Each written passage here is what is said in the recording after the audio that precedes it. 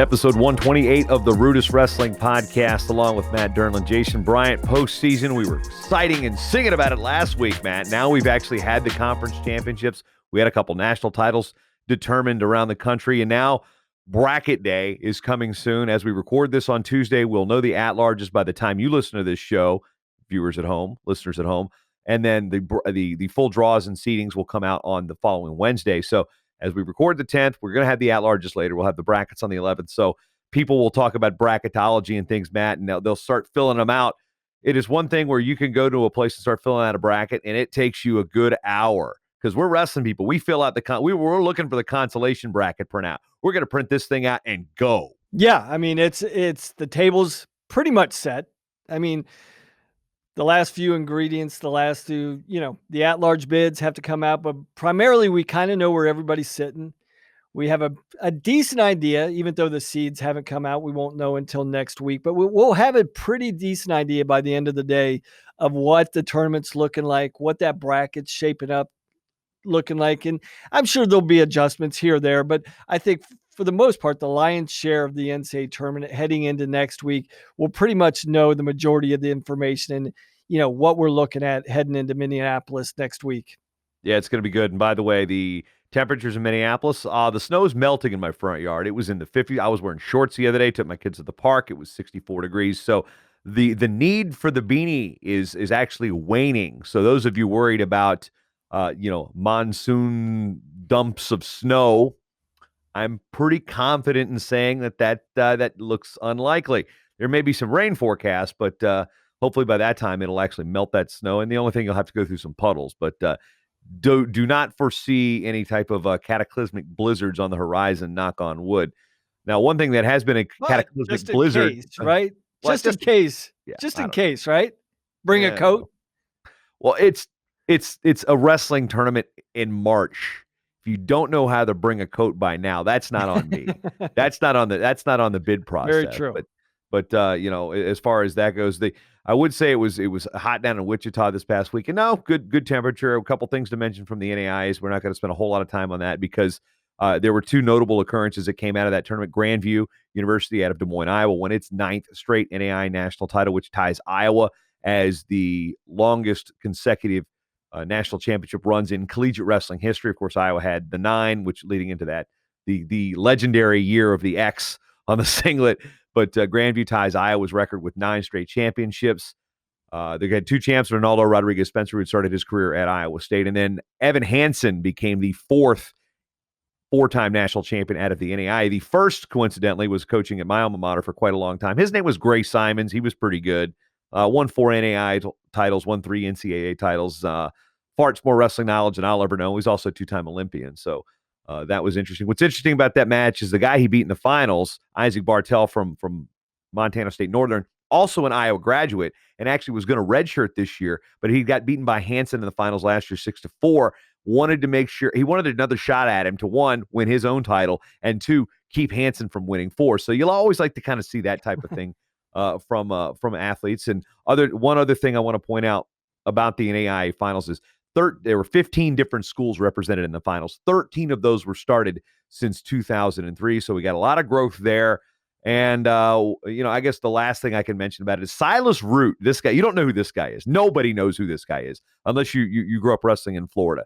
He's a junior at Southeastern University, didn't qualify for the tournament, but he came up to us and was like, hey, do you got anybody to sing the anthem tomorrow? And we thought we did. And then all of a sudden we didn't have anybody for that night. And we go back over, talk to him and the administrators are like, no, this is legit. He does it at our home basketball game. Guy crushed it. So Silas Root, you did an awesome job with the national anthem at the NAIA National Championship second session. So those are the nuggets I wanted to drop about the NAIA, Matt, because those are just some cool things that, it's in a weekend. I'd like them to move it back a weekend so it doesn't get buried with the national media coverage, because we had 7 D1 conference weekends, a junior college championship, and a women's NCAA championship all taking place last weekend. Yeah, I mean, notable. I mean, you got to give a lot of credit to Grandview, what they've done over the course of pretty much the last decade. Huge credit to them. I mean, that's exciting. And so the 2 longest national title runs both reside in the state of Iowa now, with Grandview and Iowa.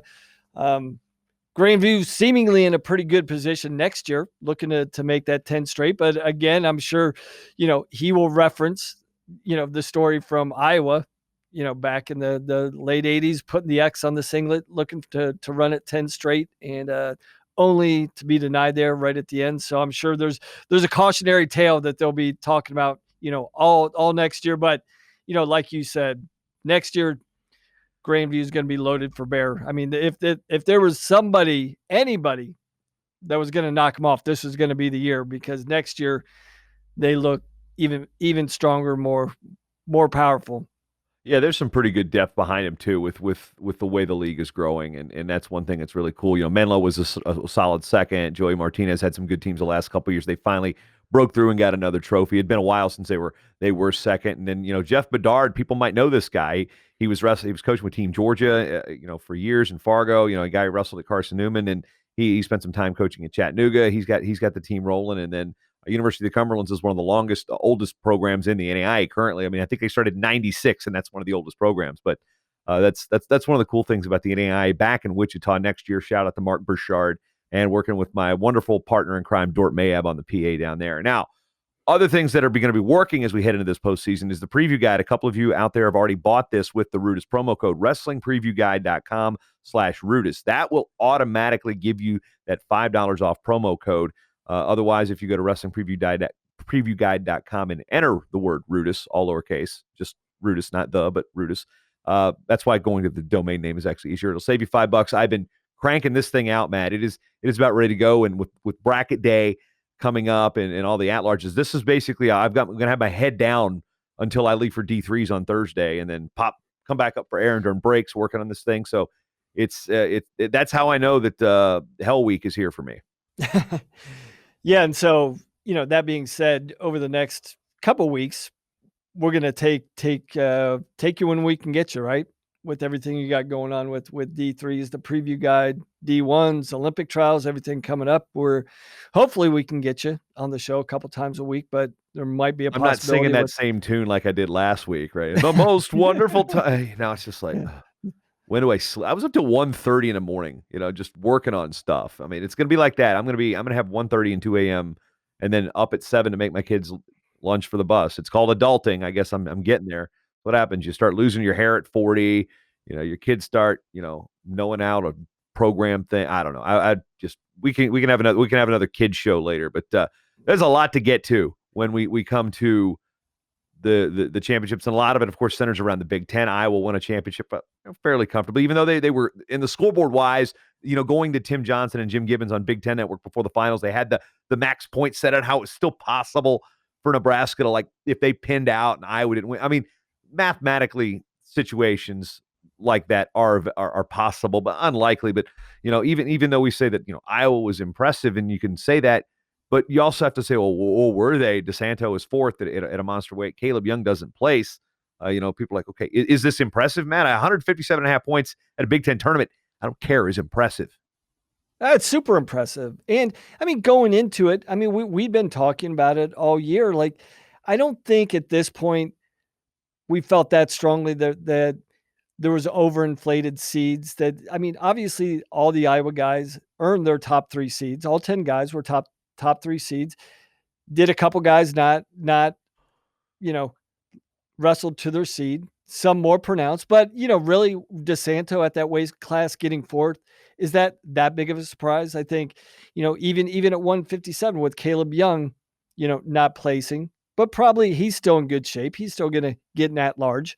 So yeah, I mean, for me, they held serve. Iowa held serve. They did what they were supposed to do. They got all 10 guys through, or we think they will get all 10 guys through. We'll know more by this afternoon, but that's what you want to do. If you're Iowa, you want to take care of business. You want to get all 10 guys through, put yourself, get through the tournament, hopefully unscathed, relatively unscathed, which it seems like they did. I don't think their seeds are going to be affected that much. They're going to be improved in a couple spots. They'll slide down in a couple of spots, but I don't think that they did anything. I think we talked about last week of what can the field do to bring Iowa back to them? I think that was probably the narrative heading into the Big Tens was what could the field do to bring Iowa back to them? And they didn't do much. Now I think just at 157, because again, I thought there were two guys in the bracket that could beat Caleb Young, and neither one of them were named Peyton Robb or Eric Baroni. So, it happens. Yeah. So, I mean, if I'm Iowa, I was talking with some of the guys in the office. Actually, I was talking to Jordan Ryan, Tom Ryan's son, as our sales director, and we were talking about the tournament. And for me, going through that tournament 7 or 8 years, my biggest thing is like, can we walk out of the tournament with more positives than negatives? Because you're going to have plenty negatives, and you're going to have some good moments, but do those good moments outweigh the bad moments? And if you can do that heading out of the Big Ten, exiting the Big Ten tournament, I always thought whatever the scenario was, you could turn it into a positive with your team. So I think Tom Brands is feeling really strong. He's like, guys, let's celebrate this. This is an achievement that's important. Let's celebrate it on Sunday night, get back to work on Monday, and finish the task here in 2 weeks in Minneapolis. Yeah, and from touching on this as far as Nebraska doing as well as they could. Both of these teams, did they overperform, or we've seen great performances from Iowa all year. The question is like, did Nebraska peak too early? And I guess that comes into the postseason question, Matt, from a coaching standpoint. When you're building and peaking, and you build up these, okay, we're training through this dual meet now. We're peaks and valleys. You're training them up. They're coming up. This is the last 2 weeks of season stretch run. Is there that much of a difference from conference weekend to nationals in terms of how these guys are feeling or how you train them? That's the one thing.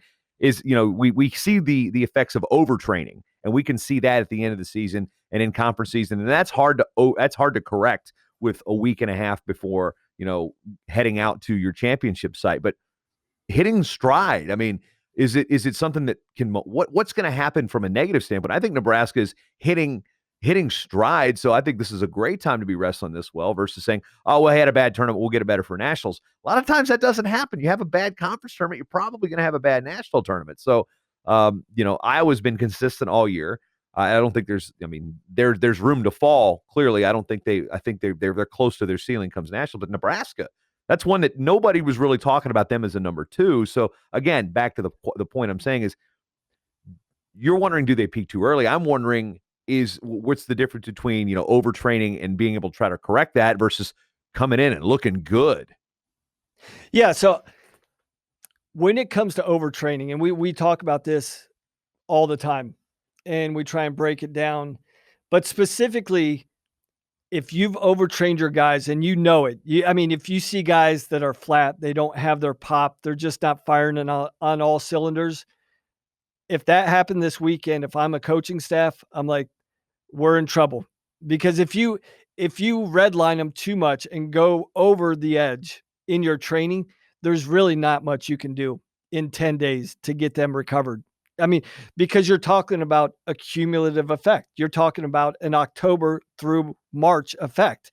And if you redline and go over the edge too early in March, it's just really hard to overcome those little increments of overtraining throughout the year. Those add up over 4 or 5 months, and it's really hard to recover that over 10 days. Now, the other thing though is, have we not reached our peak yet? Are we wrestling good, but we're just slightly off in our training? So I would much rather be undertrained than overtrained going into the end of the year, knowing that when all else is equal, come the national tournament, because talent's evident, talent's abundant everywhere at this tournament. And so it's typically not the most talented guys, but it's the most well-trained, talented guys that are fresh mentally and excited to compete, in March. And so for me, when I'm looking at the Nebraska guys, if I'm Mark Manning, I'm like, we're right where we need to be physically and mentally. How do we keep them in that place? And that's the variable thing that, when you're Mark Manning, and there's not many more positive things that you could take away. They performed as well as they possibly could.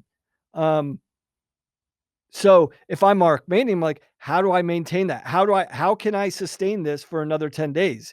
And that's a tricky thing there. But I think you got to feel pretty good. It's like, guys, hey, we're peaking right now. So that's an easy message to send to your guys because the results are there, right? Like, hey, look at what we did. We got all 10 guys through.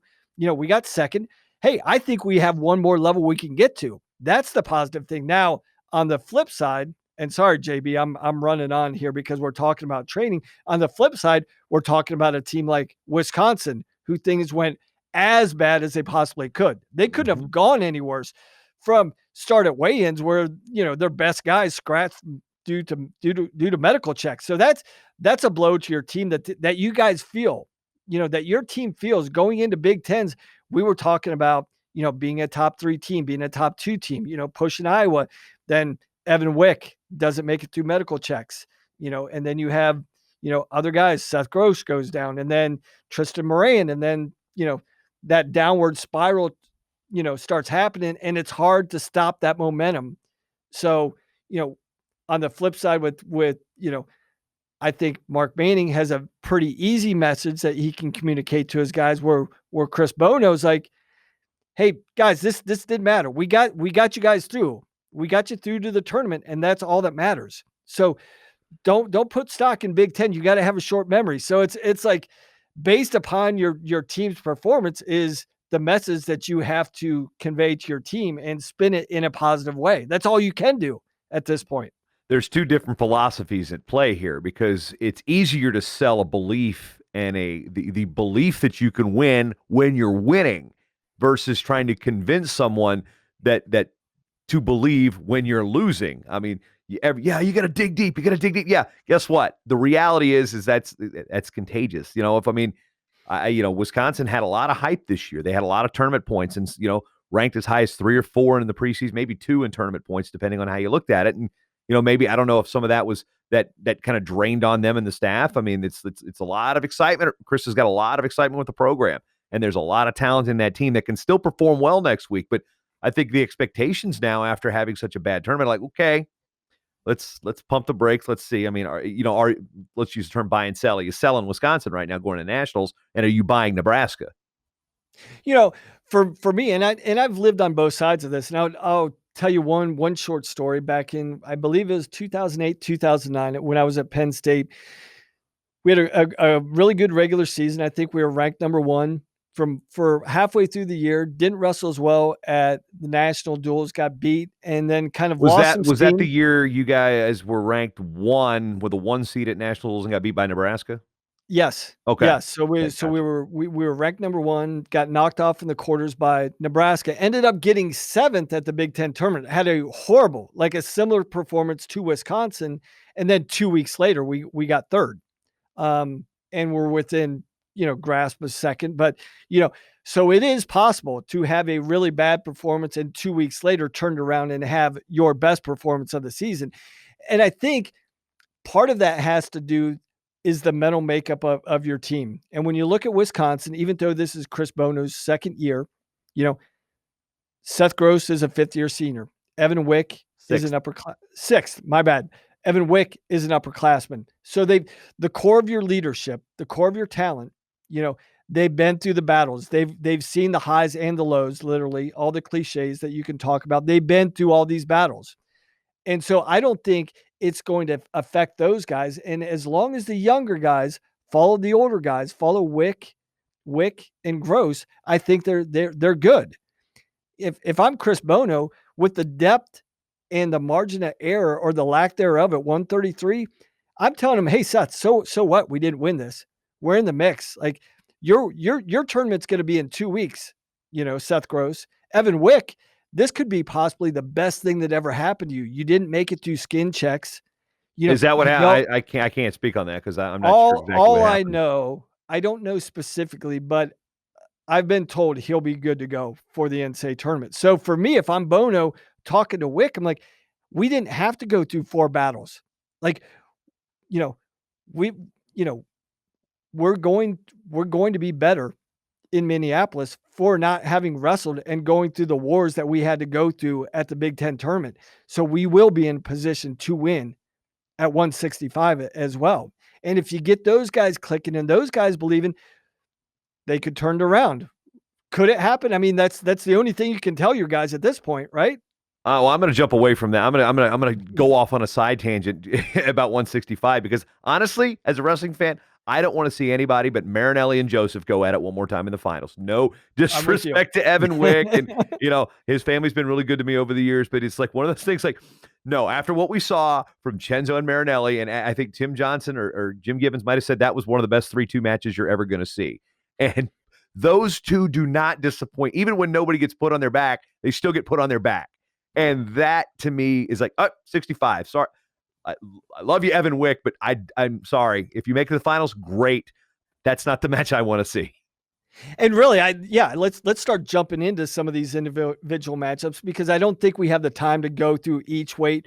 For the most part, a lot of things. 7 D1 qualifiers, and we've got to cherry pick the nuggets for you today because that's good. And one of these things that we talk about that match, and we talk about Mark Hall and Michael Kemerer, which was at one point was like 7-1. What happened? And all of a sudden, okay, well, it's a one situation can blow a match wide open, and it's actually wasn't as it was a deceptive 7-1 at one point, and then all of a sudden the scores gets back to something manageable. It's like, wait a minute, was this the same match? So we've got a couple matches there in the middle that are crazy involving Penn State and Iowa.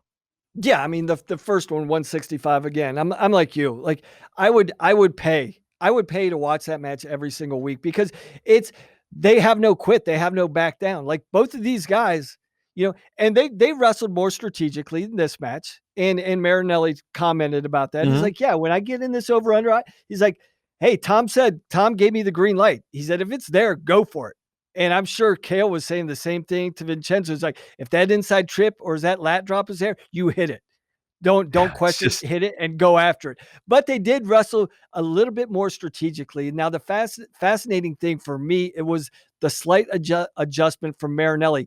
He always hits his post to a double, post to a high crotch, post to a double, post to a high crotch.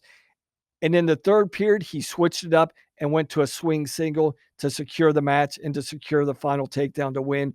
I thought that was a fascinating adjustment. One of those things that we thought we would see, and one of those things that you prefaced last week, like, hey, I'm not going to make a call on 65, 71, or 41 until I see round 2.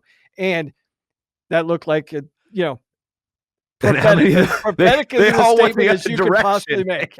They all went the other direction. Like, going back to 41, Pletcher and Lee, and it was like one of those things where I thought the first bit was like, okay, this is a little. I mean, it to me it didn't seem like it was that different of a match, but I definitely felt like I was watching him wrestle for the first time again. And it was like, okay. And then when Pletcher pulls that thing out, I'm just like, he just won that match. I guess maybe I mean I think the last time again's part of that.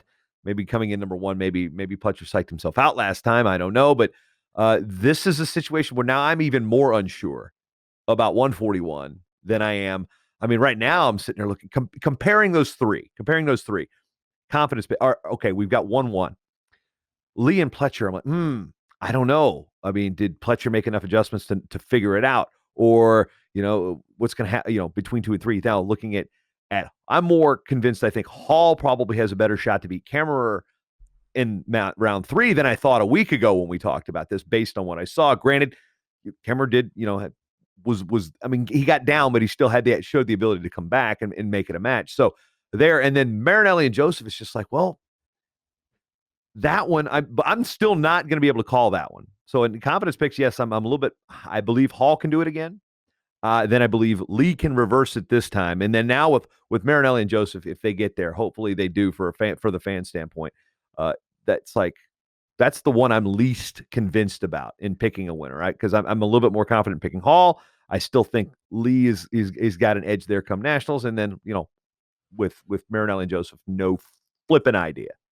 Yeah, and I think at 174, I think maybe it was more that's kind of the match we thought we would see from Hall the first time, right? We kind of thought Hall had the advantage over Kemerer, and then he didn't. I mean, Kemerer controlled him that first match, but this second match kind of seemed similar to what we projected the first match to be. It seemed to fall more in line, more in vein with how we thought the match would play out. Hall's Now, defense was significantly better the second time. I mean, Kemerer was getting to his legs, really not that difficult. To us, it doesn't. Well, to me, it doesn't look like difficult. In the dual meet, it was like, oh, wow, his legs again. His legs again. Wasn't happening in the second half. Yeah, now we did have that curious back point situation where it looked like it was a neutral danger. It was neutral danger, and it just looked like Kemerer wasn't aware of who was in control. I think the ref actually indicated points for green, which I think was Hall in the match. And I think Kemerer said afterwards that he actually confused the ankle bands. He actually thought he was a different color. So he said he wasn't making excuses. He's like, I wasn't in the match. I was a bit confused when it came to the neutral near fall. Now, but by and large, I think Hall kind of controlled it. Kemerer came back and made it interesting at the end. But we've seen that from Hall a lot. Once he's created some space, he'll wrestle more defensively. He will give up points, but I don't think he was ever in danger of Hall really Kemerer mounting a serious comeback, right? So I think, to your point, going into round 3 or the potential of round 3, I think I would give the advantage to Hall. The thing is, again, another situation where it's like, I want to see round 3. I want to see round 3 because, again, one of the greatest things about my role is I don't care who wins. So all three of those Big Ten finals, I absolutely want to see in the NCAA finals because I don't know who's going to win them. I just think that they're 3 matchups that are fun for the fans. You got 2 iconic programs. You've got a national team title that's going to hang in the balance at least for one of them. We're still not sure exactly what Penn State's going to be able to do. We'll get to that in a moment, but it's like the perfect storm of 3 matchups that really could define how great this event's going to be. And I love upsets, but if I will be upset though if these 3 don't happen in the finals. Yeah, no, I mean it's going to be great. I mean, these are the matchups that I hate saying this because this is wrestling, like, not that we deserve, but these 6 guys are clearly the 2 top guys at each of these 3 weights. And let's jump back to 41. What I saw in this match was there were similarities to match 1, but I think the momentum shifted. I think in match 1, we saw Pletcher come out and kind of dictate pace, dictate momentum. And then come the 3-minute mark to the 7-minute mark, we saw the tide shift and Nick Lee kind of controlled pace, started dictating action, started imposing his will with his reattacks and his riding. But this match, we saw Nick Lee come out and be the aggressor. And I think that was probably the strategy. Like, hey, based upon the last 4 minutes of the first match, when we started picking up our offensive opportunities and scoring more points, let's start. Let's get on the gas right away. And so Lee came out being, I thought, more of the aggressor and more of the initiator. And then this match, we saw Pletcher seize control and seize momentum the last 3 or 4 minutes of the match. So I thought it was kind of, although there were similarities, it was how the momentum shifted and who was able to gain momentum in the crucial minutes of the match and then carry it through to the final minutes. So for those 2 guys, if we see them in the finals, it's like, how do you adjust that? How do you adjust your offense? I think Nick Lee's this match needs to clean up his finishes. Last match, he finished pretty cleanly and got some good reattacks and rode pretty dominantly. He didn't get a dominant ride this time. So, those are the readjustments. Like, okay, Pletcher knows what he has to do. Lee knows what he needs to do. Now it's who can impose their will on the biggest stage in the biggest moments in 2 weeks. And I always like to look at intangibles. I'm wondering, neither of these guys have pushed through to that finals yet. Where's the pressure? Right. The pressure? I mean, Lee's been 5th twice. Pletcher hasn't made a final yet, and he's his last time at the show. So it's like, okay, how much is that going to play a role into how they compete? Because, again, they've got to get there. They've got to get there, and they've got to get there. Nick Lee was picked off early last year, and it's one we didn't expect. So, actually been picked off early a couple times. So, it's like, That's one thing I'm looking for is the intangibles there. Other places. I actually think that's fascinating. You hit on a really, really fascinating point there, JB, is like, what will you do once you get to the finals? Because each one of these 6 guys, if they make it there, will have to navigate a different type of pressure, right? Pletcher and Lee, similar pressure, like trying to win your first. 65, Marinelli trying to win his first. Trying to get there. Trying to get there. He's finished 6th and 7th.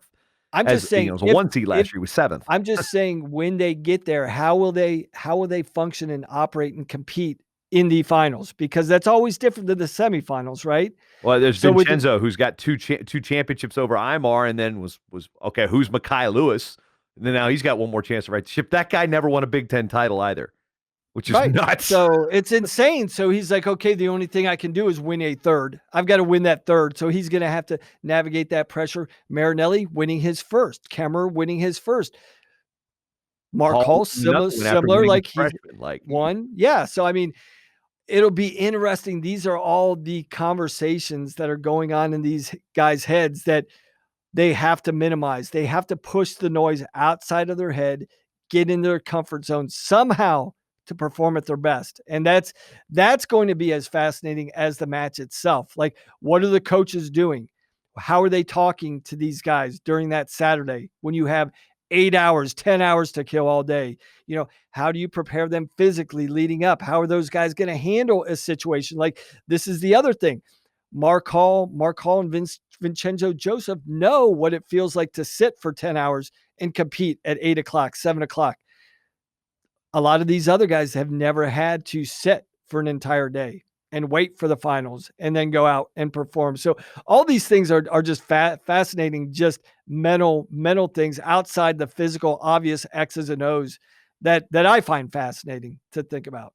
One thing that's also been brought up is again 133 going back to there, because we've talked about Gross. Well, that was third place. Sebastian Rivera beat Roman Bravo Young. Sebastian Rivera was clearly fired up about it being from Jersey, as if you missed that part of it, you were definitely asleep, because and he came and gave up the first take, and then just workmanlike.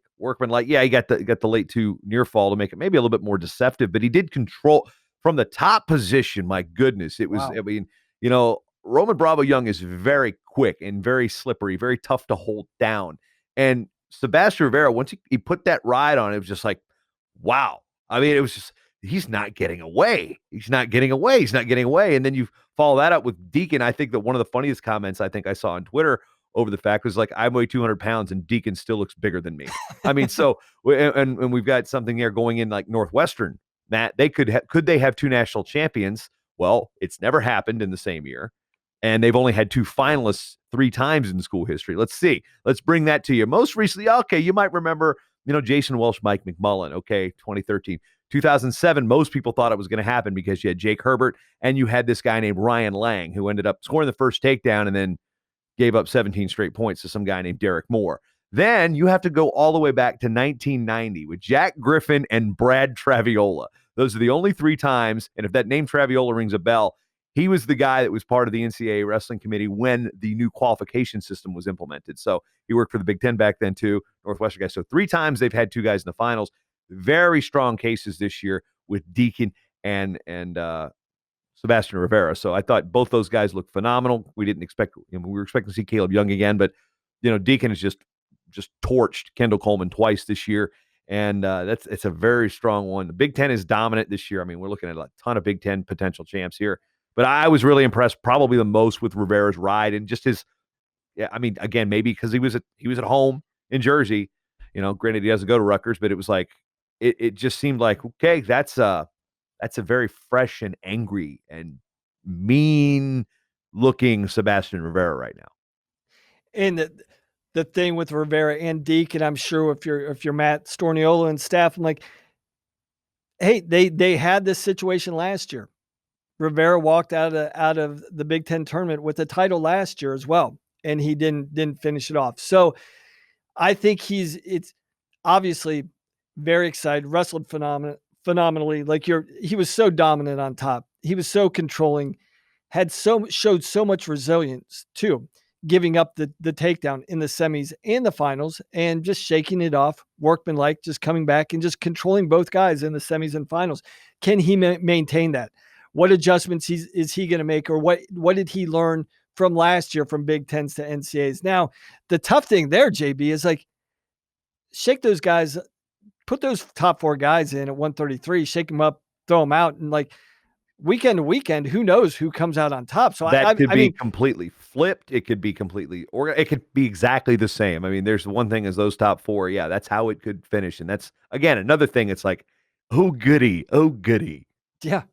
So it's Now, like, yeah, I think we could dig in and talk about that, but that's, I just want to watch that again. I want to watch that field again. It was just so, and we're just talking about the top 4 guys. When you're talking about, look at the other guys that were competing and the scraps we had at 133. I mean, that was probably top to bottom, the most entertaining weight class of the weekend for sure. At least for me. Like I'm weight class, yeah, and then we had the 3 finals that were entertaining. And I'm going to say, I mean, recency bias being what it is, but I thought these were some of the most better Big Ten finals I've seen in a number of years, because I actually spent time actually watching them, which was one part of it. I wasn't traveling, but I mean, we talk about excitement. We look up and down the line. We've got so many matches to discuss. We haven't even touched on Spencer Lee. Oh yeah, he did Spencer Lee things. Big win there. But how about Mason Parris and Gable Steveson being, as the score looks, 8-6? That's not a close 8-6 match. I mean, no. Gable showed where his technical ability is superior. I mean, it just, hey, guess what? I'm going to get on your leg. Watch this. I'm getting to your leg. Now, I mean, we almost lost several lives there when they went through the scores table. I got to give the Flow Boys some credit there, not budging there. I mean, Kyle Brackey and Andrew Spear like, no, we're not going anywhere. I don't know if it was, that was beyond reaction time. They're at this giant redwood coming towards them. But again, back to Gable, it was just, you watch it and like, okay, yeah, he just went out and said, yeah, I'm better than you. Didn't bully him by any means, but he beat him on straight technique and just all right, watch this. Oh, yep, that's how you finish. Oh, that's it. Oh, you would take a bad shot. Watch this. I'm going to go behind. And he didn't run up the score. I think he was trying to really feel out how many points he can score on this guy, because you try to finish on a man that big, it's going to take a lot out of you. So I mean, he's not, I think he's got the ability to put up bonus in that situation. He didn't, because if you run out of juice, and you put a guy like Mason Parris and you're tired, I thought it was a really good tactically wrestled match, and he beat him on execution, and but it was an exciting match. No, it was very exciting. I think the thing I said to my wife on Sunday night is like, man, these two heavyweights stepped on the mat and a 125-pound match broke out. I mean, to watch these two athletes at their size, it's just phenomenal. The techniques they're employing, the scrambling they're doing. We saw a Granby roll from Mason Parris, of all things. So just the sheer size and athletic ability and the way that they're able to control their bodies. But to your point, JB, Gable definitely looked a step above. He looked like, yes, I know you're good. And he spoke to it after the match. He definitely respects Mason Parris. Like, he knew he had to bring his best effort, and he was prepared to bring that best effort. But he showed the difference, the pedigree. I think what showed to me the difference in that match, what showed to me, Gable is so comfortable being on the biggest stages. And we talked about that last week. He's been on literally the world stage since he was a cadet, winning cadets, winning juniors, being in the NCAA Finals last year. All those experiences. He's third last year. Third, my bad. Yeah. That's been repeated a couple times right. this weekend. I'm like, whoa, where did that come from? Yeah, Kassar beat him in the semis. It just seems all those things, all those experiences were on display, and those experiences were the separating points, because the one thing we saw from Mason was he was overexcited. He was over aggressive. That's the one thing that hopefully I'm sure the takeaway will be with Parris is like, okay, I don't know if it's that. I just think I don't think it's overly. I think you watch him. He goes out there. He wants to finish early. He goes out and tries to finish early. He's got a lot of quick falls in there. So I don't think it's an overexcitement thing. I think he just likes to attack and throw the kitchen sink at you real quick. I don't think that's an excitement thing. I think that's just how he wrestles. But I think this is one of those guys, if I'm Sean Bourne, like, hey, don't blow your load with the kitchen sink in that first 2 minutes. Like, this is a guy most likely We've got to respect his athletic ability. We've got to respect everything he's bringing to the table. If we can catch him, and there was a brief glimpse right in the first period when the whistle blew that he threw, but that was the end of the period. I'm not going to, but that's look, the optics on that went, whoa, but Gable heard the whistle blow. But that's a situation. If you're Mason, that's what you're looking for, right? That split second opportunity, but don't go out there counting on that to happen. Mm-hmm. And if I'm Sean Bourmet, I'm like, hey, if we see this guy again in the finals in 2 weeks, why don't we step back, wrestle a little bit more controlled, a little bit more tactical? Because what you said about Gable, he wrestled so strategically. He finished so efficiently that he didn't have to exert a ton of energy. Once he got in on attack, he finished so quickly that he didn't expend the amount of energy that he needed to have. So if I'm Sean Bourmet, the next time, let's step back, wrestle a little bit more tactically, a little bit more strategically. And if he does get in his situation, even if he scores, let's make Gable exert some effort. Let's try and take some steam out of his engine starting in that first period to possibly have a hope in the third. But if this match is wrestled similarly to what we saw at the Big Tens, we may see a close score, but it's going to be controlled by Gable again, in my opinion. Yeah, I'm going to agree there. Now, a couple of matches that's how good the tournament was. I mean, we're not even getting to them. I mean, 84 is interesting with Brooks, and it creates a dynamic with Penn State with Shakur Rasheed actually qualifying. A couple things as we move on to other conferences, though. But Purdue got 8 through. Ooh. Michigan State got 6 through. And this is before we even get the wildcard meetings. Purdue's still looking for that first All-American since 2013 when it was Ivan Lopachansky who came in from Greensboro after they cut the program. Now, Michigan State had one last year with Rayvon Foley, but those staffs really doing good things. And, we could spend a whole episode talking about that. But that's one thing that Purdue and Michigan State used to be at the bottom of the Big Ten, and now that's greater than half their lineup each are going to the tournament. It's fantastic, right? And that's a testament to what these guys are doing. What do we have? Tony Ursuline is in year 5? Sounds about right. And a lot of people, they think we've talked about this immediate results. Like you can just go into a program, immediately turn it around.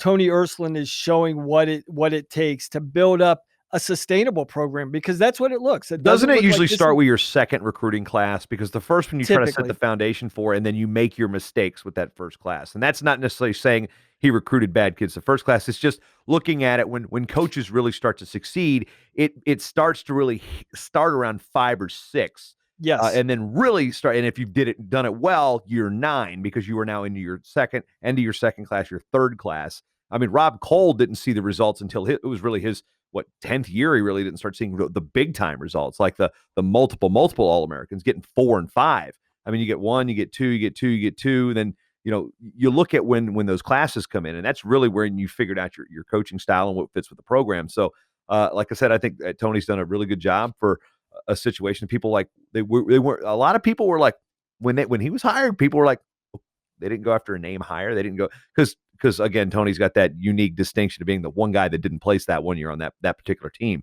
So some people will always get hung up on credentials. Tony Ursuline has been a good recruiter and a good coach no matter where he's been. So is this surprising for people? It shouldn't be.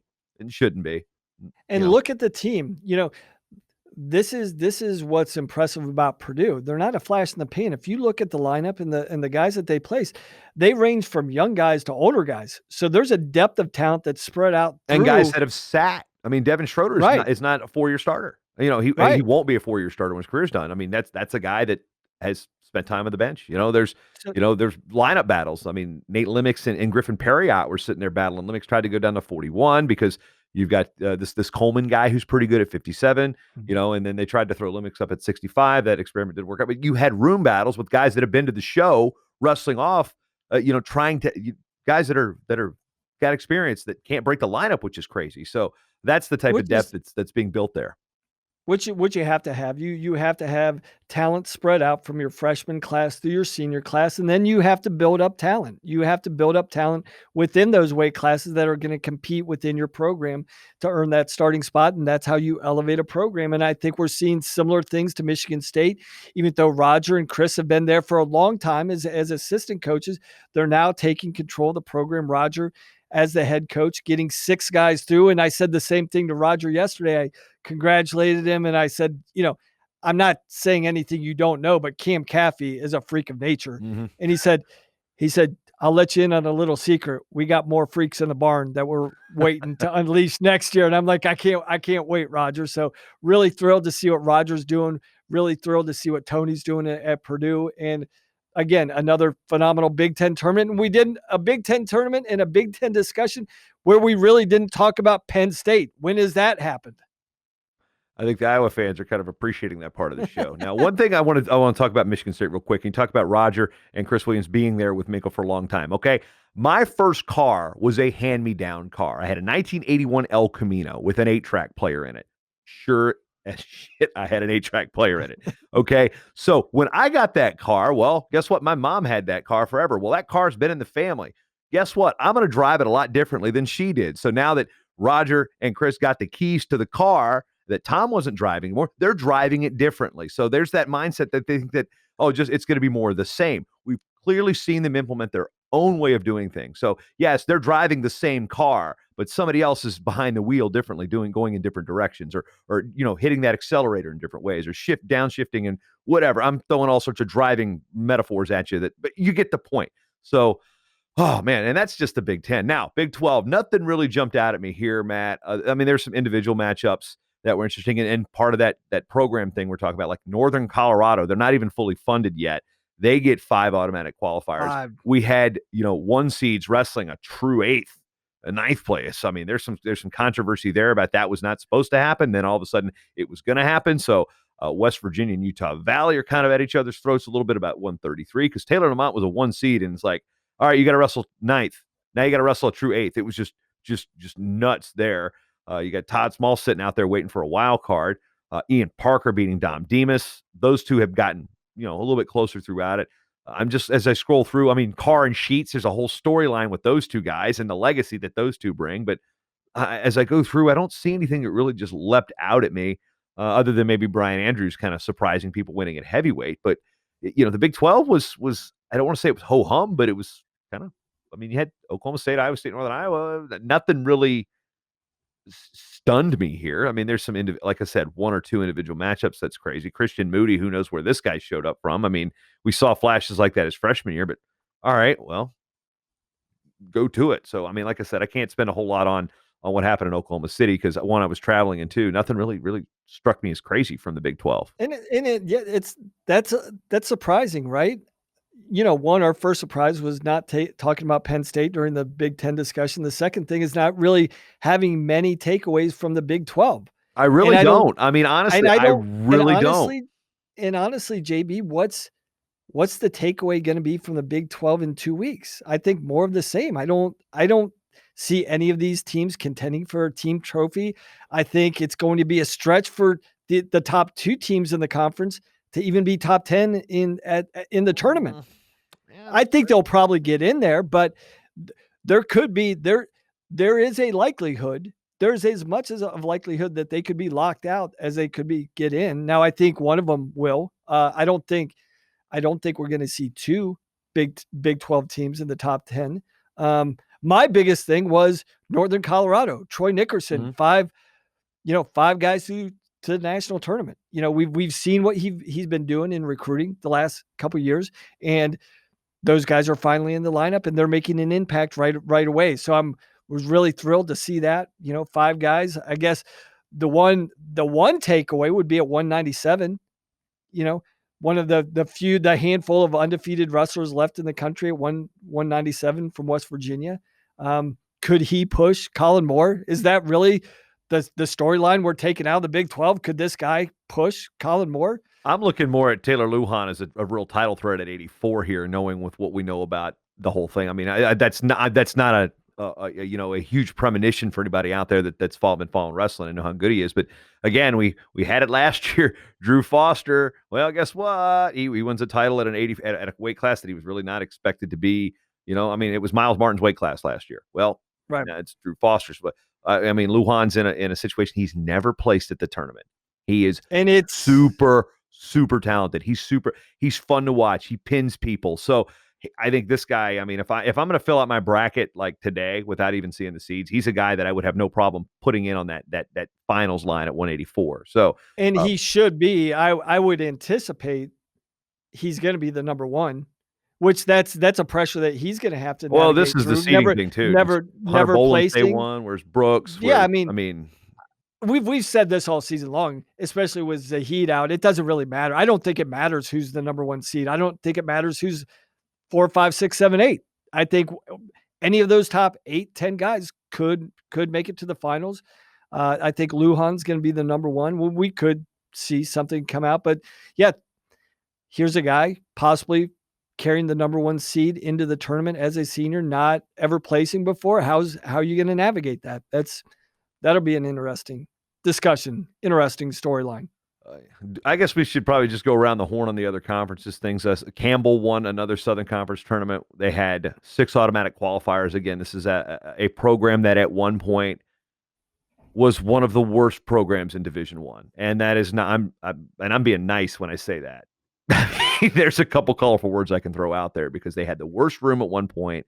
They were one of the worst programs, and now they've sent another 6, which ties a school record. So, and they've got more than one All-American contender in there too. It's not like they got the ringer when they brought Nathan Kreiser and transferred in from Carolina, who had been to the show a couple times. These are guys that are, some of them may be from other programs, or some of them are it'd be great for some of these programs like Eastern Michigan to still have a team. I'd much rather have those guys placing, but Kerry's taking advantage of guys coming in, and it is just it ain't your mama Southern Conference anymore. So there's some good kids coming out of there, but Campbell right now kind of deceptively dominating, even though the scores were closer as far as the team race goes. They've got the lion's share of the qualifiers here. And we talk about what it takes to build up a program. There's a big difference between building up a Big Ten program and building up a bottom feeder like Campbell in the Southern Conference. There's two different rebuilding projects there, and I don't think there's been a more impressive rebuilding reclamation project, in the entire country over the last 5 or 6 years than what we've seen, because people forget the dire circumstance that Kerry walked into. He inherited a program that was ravaged by the RPI. He had APR. APR. Yeah. APR. My bad. He had too much alphabet soup. He literally was forfeiting half his weights his first season in his dual meets, forfeiting them. They couldn't even compete at the NCAA tournament his first year. And then fast forward, that was his first year. Fast forward 5 years later, they've won the last 2 conference titles, 3 out of the last 4 regular season titles. I believe in the last 3 years, they've now punched through 19 national qualifiers, which I think they're going to get another automatic. So that will give them 20 national qualifiers in the last 3 years. Phenomenal.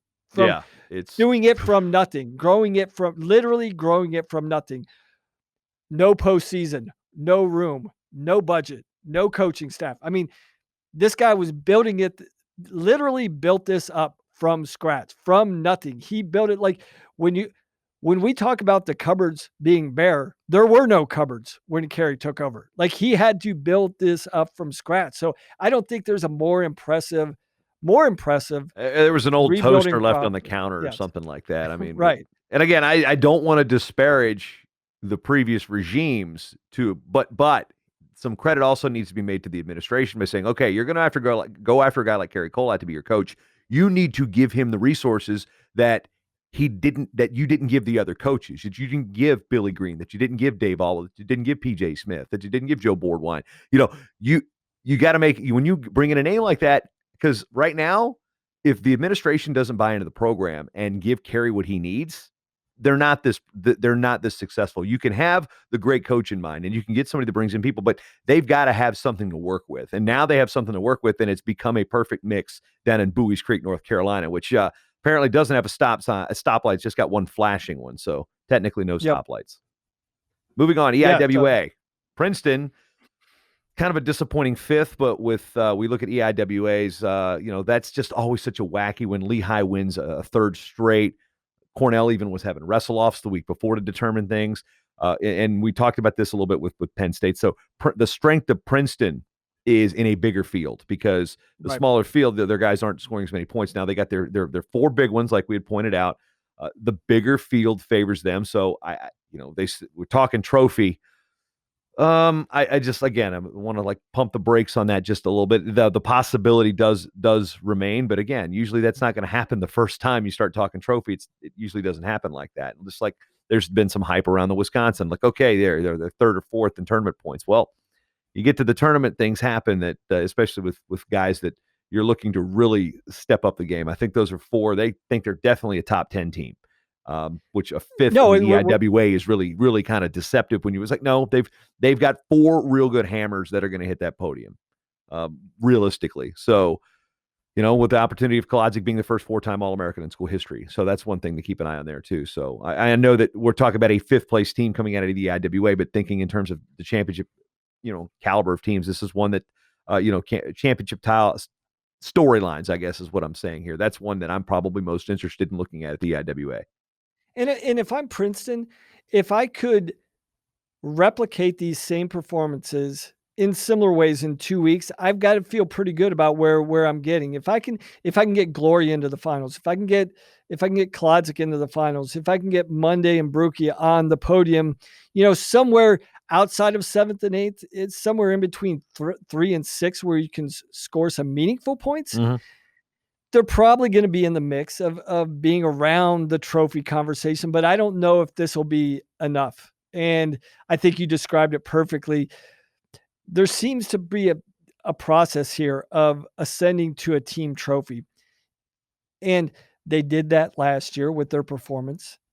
But to actually go out and actually win a trophy, we've seen a ton of people talk about winning a trophy, but that's one of the most difficult things to do outside of actually winning a trophy. We hear it all the time. And you see the rankings and see where Wisconsin is in the tournament ranks. It's like, oh yeah, you can do it. Well, we've talked about it before. And I think when you talk about culturally established programs, you have to first culturally establish your program where how you're going to perform at the NCAA tournament year in and year out. I think the best comparison I got for this, Matt, is what Mark Cody did at American, because, and you talked about culture thing. I mean, he kicked off guys like Adam LaPiccolo and Rudy Rueda, who were blood round guys. Those were guys that were going to come back. And then they were sitting there so close to a trophy that year. They just didn't have enough firepower. Didn't have enough. They were there. Again, he hit the check boxes you were talking about. Hit the culture, got the type of kids who knew what they expect. Guys like Mike Cannon, who most people had never heard of coming out of high school. That guy was a 3-time All-American. People knew who Josh Glenn was. He was a good, he was a good signee, but Mike Cannon? That guy was a 3-time All-American? Really? I mean, that type of development. So the part of it is getting the studs like Kolodziej, and then developing Quincy Monday, for example, is a high caliber recruit. But it's like, okay, do we really know how good Quincy Monday is? It's like I don't. People know him because of his name is Monday, but if you look at his take the name Monday off of his resume, he's in that Mike Cannon type of thing. It's like, okay, this guy's good. We think he can really develop here, and of course he's got that pedigree, which really helps. And when he's not getting the good coaching from his staff at Princeton, he's got a guy that knows a little bit about wrestling in his ear. But my point is like it's going to take. And I think as American had good teams that were like this before they made that real run, and they were so close to getting a trophy. So, and sometimes I don't think I can't do the research on it off the top of my head right now, but that usually doesn't happen the first time you've got a squad like this. Right. And I think when we're talking about Princeton and Wisconsin, I think they're going to have really good tournaments in 2 weeks. I don't think it's going to be quite enough to get one of those top 4 spots and take home a trophy, but it would be great for the sport, obviously great for the institutions and the programs if they could, but it would be great for the sport to see other teams, just the parity continue to permeate throughout D1, and who can actually get a trophy, who can be in contention. It's great that we're talking about, an EIWA team outside of Lehigh and Cornell that could be in contention for a trophy. It's great that we're talking about all these ACC teams.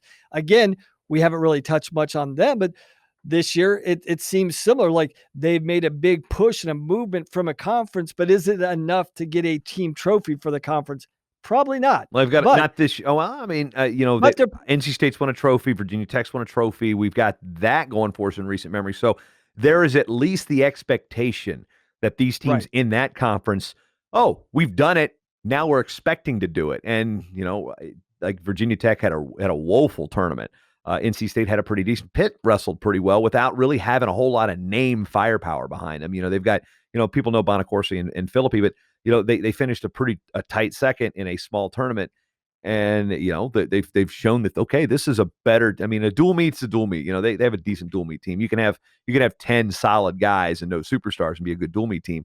They're starting to drift like, okay, this is actually not as bad of a tournament team as we weren't giving them as much credit as being a good tournament team. Now, with the ACC being what it is, the Pac-12, Arizona State went back and got themselves a trophy. But the news, I guess, which we can probably touch on now, is that Oregon State said Jimmy Zaleski's not coming back next year. And they made that announcement before the national championship. So what you see in sports like basketball is this thing will be announced, and then those ADs, for example, will go to the Final Four, like in the round ball side of things, and look at coaches and talking coaches, not the ones necessarily on the floor, but that's like the meeting place. So where else are your top candidates going to be for the NCAA Wrestling Championships?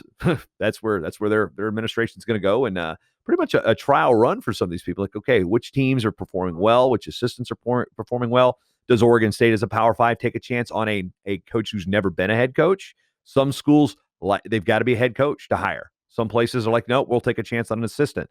So in terms of what's Oregon State going to do, but I like Jimmy, but man, they've had some really, really meager years. They did have the two All-Americans with Bresser and Desi, but you're finishing behind CSU Bakersfield and you're Power 5. That does not look good for your administration. Again, no disrespect to Manny Rivera, but you're a Power 5. You're in a Pac-12. You've got all the resources in the world to finish light years ahead of a team that basically fundraises their own salaries and scholarships. So Oregon State, if they're serious about it, they're going to have to go out and make a big splash. Yeah, I think, when you're talking about any Power 5, any BCS program, you have to know what you're walking into. You better have your eyes wide open if you're going to take that job. What pressures, what expectations come with that?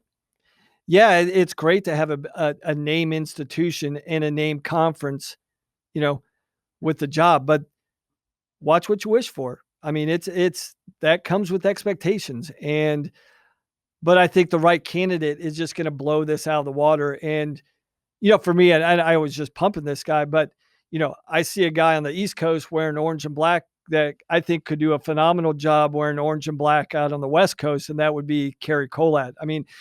I was singing his praises, but I truly mean that. When you look at a guy that's done, not only does he have a name, he has credentials, but he has coaching credentials now. He's built up a program on his own. He's built it into a right around a top 20 program. I think in the next 2 weeks, we're going to see Campbell in the top 20. I really do. That would blow my mind, knowing that in my era of announcing college wrestling, I've seen him lose dual meets to bad teams too. So just to see what kind of bizarre world that'll be if you're driving a DeLorean and you come back in time and you go back, wait, what? What, Campbell? And so I'm looking with if I'm the AD at Oregon, I'm like, at Oregon State, I'm like, wait, look at what this guy is doing. I know he has a name, but look what he's doing at a program that shouldn't be doing anything. That doesn't have any business doing anything. And on that point, you know how wrestling likes to throw out all these assistants. Oh, well, so-and-so would be a great head coach. So-and-so, one of those things where, I think Mark Perry's name gets thrown around every single time there's a coaching opening. It's like, okay, Mark's doing what he's doing with the Hawkeye Wrestling Club. He's been on staff, but let's look at the assistants that, like, okay, what makes you think that person's going to be a good head coach? Do they have any chops? How much of the stuff? You really it's one of those things that's kind of hard to see from an outside perspective, we get hung up on some names because they're trendy and they're like, oh yeah, it'd be great to see so and so as a head coach. Whereas some quality assistants are like, why didn't anybody talk about me? I'm in there gritting it out. So, but now a guy like for years, Cole, the thing about Kerry is people thought like, oh, he didn't want to be a head coach. That was the rumor. He didn't want to be a head coach. Just like Terry Brand, I didn't want to be a head coach. Now Terry was a head coach shortly for a short time at Chattanooga, but it's like some of these things these misconceptions about people tend to become kind of the norm. I mean, I guess if you hear something enough, it becomes the facts of the matter. But now that Kerry's actually, oh yeah, guess what? I do want to be a head coach. And yeah, I will take a job like Campbell because I like the area. And guess what? Look what I can do with a couple resources and a nice little facility and the ability to say, hey, and sell not just yourself, but sell a school and sell a dream and a vision. And that's the thing that really sets some of these programs apart is what's the vision you're selling? Are you selling like for Oregon State? Are you going to sell that tradition? Are you going to sell how beautiful Oregon is? Are you going to sell the tradition of guys like Les Gutchess and Dale Thomas and Joe Well, like the history and the great wrestling culture that Oregon has, especially now that the Quacks down the road decided they don't need to have wrestling. And that's a double entendre there. But that's what you got to sell. I mean, sell the vision. What's the vision going to be? What's Oregon State's vision going to be? What's their athletic administration going to tell their coach? What's their vision for the program? And then what is your hire's vision going to be to get people in the door? Because you can have all the resources in the world, but if you're not going to sell the right vision, you're just going to be looking for a new coach in 5 years.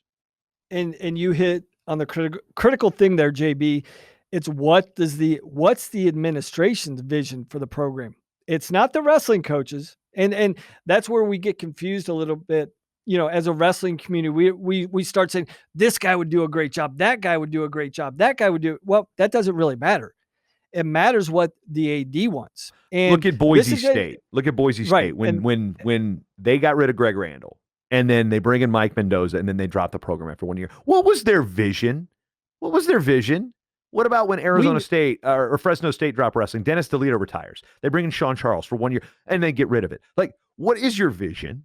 So it's the question is like, okay, I'm waiting to see. It's like, okay, what is your vision? Because clearly those administrations didn't have a vision. And this is interesting with Oregon State. I think they brought in a new AD within, I believe, the last 2 years. And so this is a huge hire for him. This is his reputation on the line. And I think a lot of people discount that this is a very important hire. Is it basketball or football? No. But is it a program with tradition? Yes.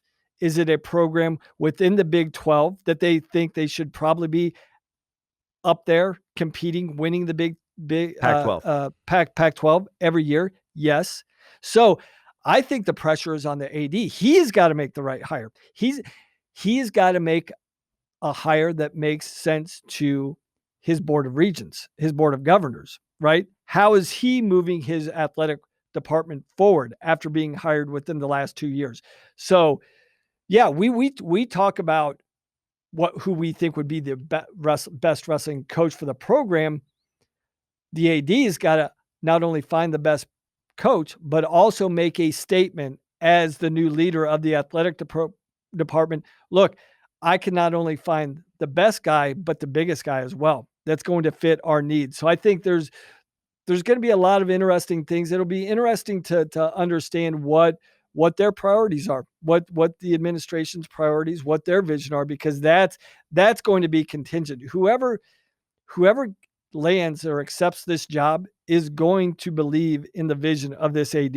And that's the only reason, if you're going to get a guy like Kerry Collat, I believe, I think it's contingent on the AD selling him on the right things before he can go build a program and sell recruits on these things. And I'm also curious on, because I was thinking about this, and we all know what happened when Russ Hellickson retired at Ohio State.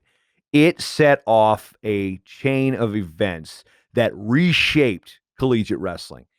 I don't think Oregon State moves the needle enough right now to totally reshape college wrestling in terms of how the dominoes fall, because when okay, here's what happens in Iowa and Iowa State both get rid of their coaches the same day. Oddly enough, Jimmy was part of that. But it was like, I remember in the middle of my fantasy baseball draft, like, oh, yeah, Iowa State. I was like, no, wait, no, Iowa. Yeah. No, Iowa State too. Like the same day. And then that's set. And then we've got all sorts of the Virginia Tech Iowa drama. We got all sorts of dominoes falling left and right. It was just one of those years. 14 years ago was crazy. And then, 10 years ago was crazy as well. 08, 09, that offseason was nuts. So we, a Power 5 big program, a Pac-12 program, head coaching change. Is it going to move? Is it going to cause one domino to fall? And all of a sudden it's going to lead to this coaching change, this coaching change, this coaching change. I'm just curious on what's going to happen here, but I think that's where we can definitely wrap up this episode because no, we didn't get to the MAC, but Missouri won a 9th straight conference title. They've got one in the Big 12. They've got 8 straight MACs. And then of course we did touch on the ACC a little bit, NC State winning that one again. So maybe we run this back again sometime this week. Don't know. I've got to head off to Division 3s this weekend to get this preview guide out, wrestlingpreviewguide.com/RUDIS. So Matt, it was, these are the weeks where you can talk 5 hours about wrestling, but looking forward to another episode here shortly here on the RUDIS Wrestling Podcast. All right, JB, take care.